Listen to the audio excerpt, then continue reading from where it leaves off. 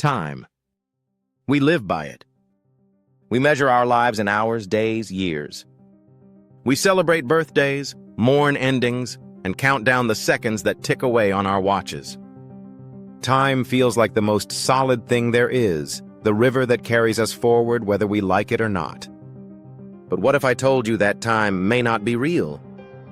That some of the deepest paradoxes in physics and philosophy suggest time is not a fundamental feature of the universe at all, but a trick of perspective, a construct of the mind, or even an illusion created by change itself.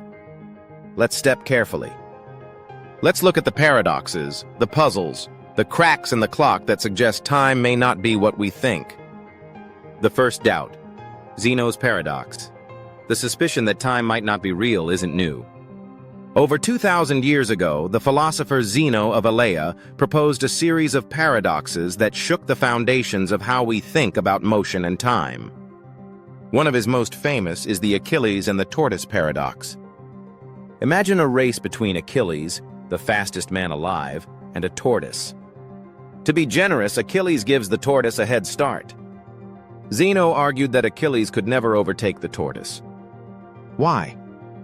Because by the time Achilles reaches the tortoise's starting point, the tortoise has moved a little further ahead.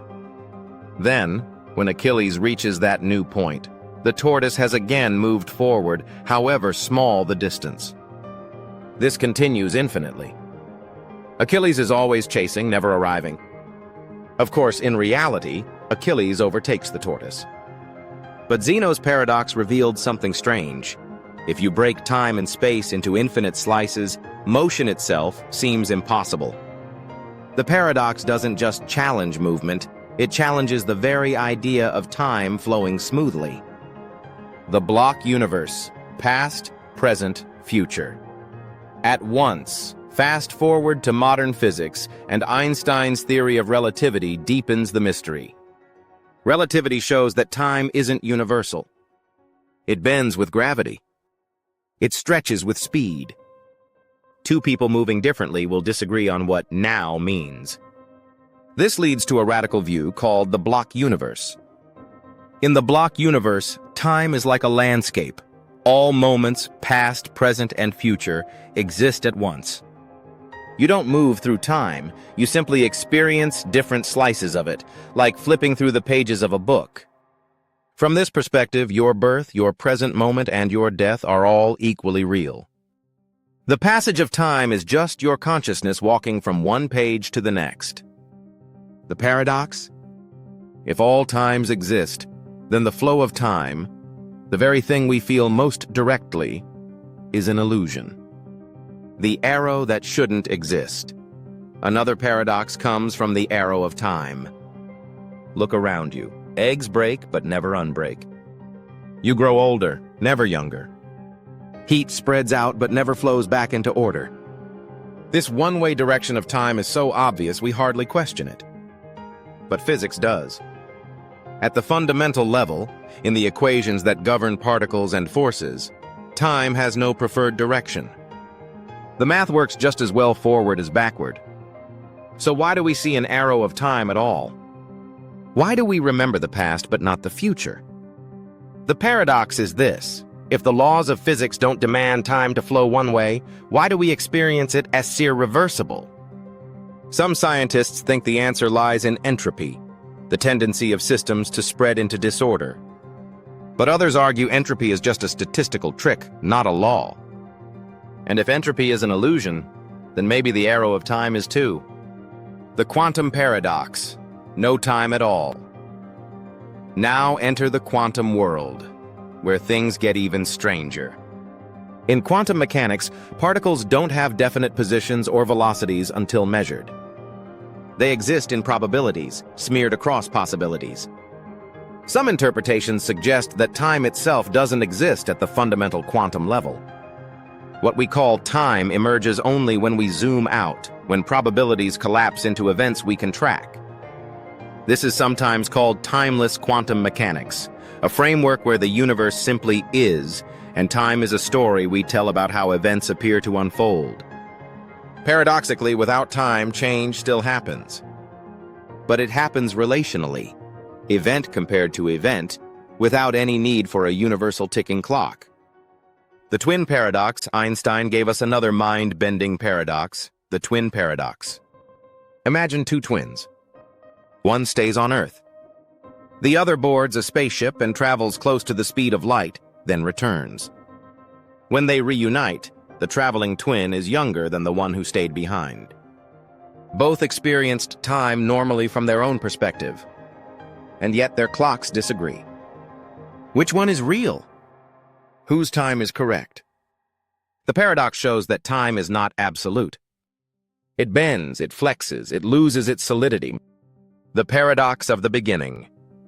Another paradox comes from cosmology. If time is real, then it should have a beginning. In our models, that beginning is the Big Bang. But what came before? If you say nothing, you still mean nothing for some time. But that's still time. If you say time itself began at the Big Bang, then you're admitting time is not fundamental. It's a feature of the universe that can switch on and off. And anything that can switch on and off is not ultimate reality, it's a byproduct. The death of time in physics. Some physicists, like Carlo Rovelli, argue outright, time doesn't exist. In his view, time is not a universal river but a local, approximate story. Just like heat is not a fundamental thing but an emergent property of molecules moving, time is an emergent property of change. The paradox, then, is that while we live as though time is real, physics suggests it is not part of the fundamental fabric of reality at all. If time isn't real, what is? If time isn't real, then what takes its place? Some argue for a universe of pure change, events ordered relative to one another, but no universal clock. Others imagine a universe where all events coexist timelessly, and consciousness is what creates the illusion of flow.